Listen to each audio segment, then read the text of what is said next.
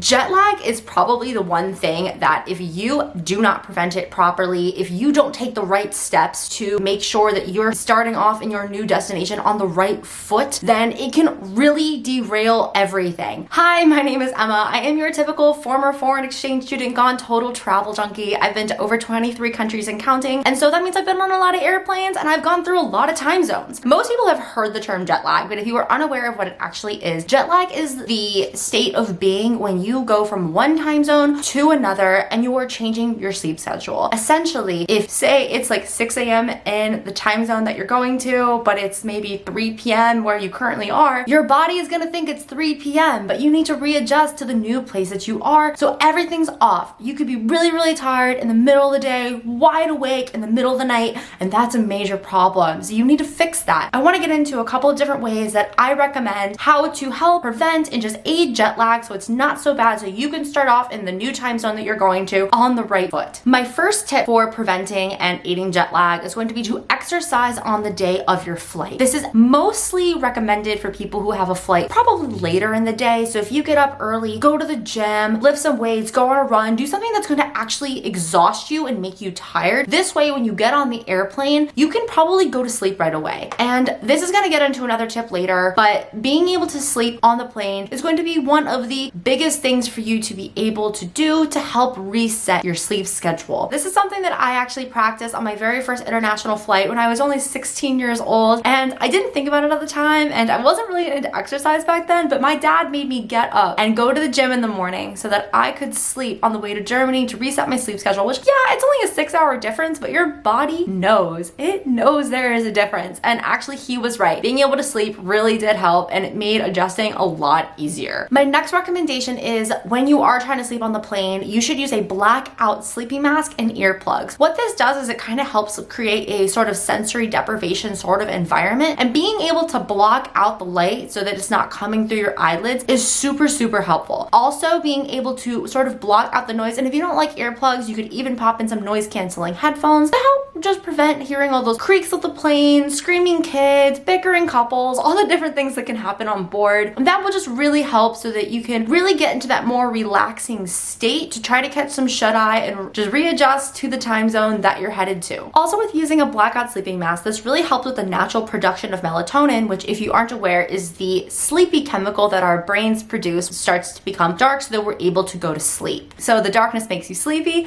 and thus you can sleep hopefully a little bit easier rather than having all of that light coming into your eyes, which promotes staying awake. Next, I'm gonna say, don't look at your phone. If you're trying to get some sleep, stay away from your phone and screens for at least an hour or so before you try to get some shut-eye. The blue light coming from your screen really does help suppress that development of natural melatonin and really keeps your brain hardwired. If you've ever noticed, if you're going to sleep at home and you're looking at your phone and then it's hard for you to go to bed for a while, it's really that light that you've been shining into your eyes when your body's like, hey, it's bedtime, and now it won't let you go to sleep and you struggle to sleep. That could be a big reason why you're struggling. So while you're on the plane, find something else to do. If you have maybe a book or something, look at something that isn't producing that blue light so that when you're ready to try to go to bed, it should be a much easier process. Sticking on the melatonin train, I am also going to recommend melatonin supplements. Now, I've mentioned this in a previous video. Pretty much anything over 5 milligrams is more or less a placebo effect. This is something that I actually wrote a research paper on in college, which was really interesting. But if you get melatonin supplements, about 5 milligrams should do the trick. And you want to take that about 30 minutes or so before you try to go to bed. Obviously, it's not the same as going to be your natural melatonin production, but it's just sort of a boost on top of that to help you get a little tired so you can try to get that shut-eye a little bit more easily. My next tip is going to be, if it is possible, try to start changing your sleep schedule a couple of days to a week or so before you actually go on your trip. Obviously, I understand most of us human beings have regular 9-to-5 jobs, and it's not really going to be the most feasible to start waking up an hour earlier, going to bed an hour earlier, something along those lines. But if you can, making small adjustments to meet the new time zone that you're going to can help once you get to your area of destination, so that when you're now there, the new time zone isn't as much of a shock to your body. And my final tip is going to be, once you're on the plane, basically you're in your new time zone. So you should set your phone to that time zone or have it on the world clock so that you can see what time it is there. This is also really good to pre-plan ahead of time so that you know what time it'll be in your destination corresponding to the flights that you're going to be on. So essentially, if you get on and it's 5 p.m. your time, but it's 3 a.m. in your destination, you should basically try to go to bed right away. Try to aim, if you can, to get a couple of hours, something that's a little bit more realistic for when you wake up. If you can only sleep for maybe 3 hours and you get up at 6 a.m. in your destination time, okay, that's not too bad. But then if it's nighttime where you are and it's daytime at your destination, you really need to do your best to stay awake. And with this, maybe you actually should be using those blue light devices, your phone, your tablets, your computers, things like that, to really try to stay awake, because this initial first 24 hours, especially during the travel, if you can stay awake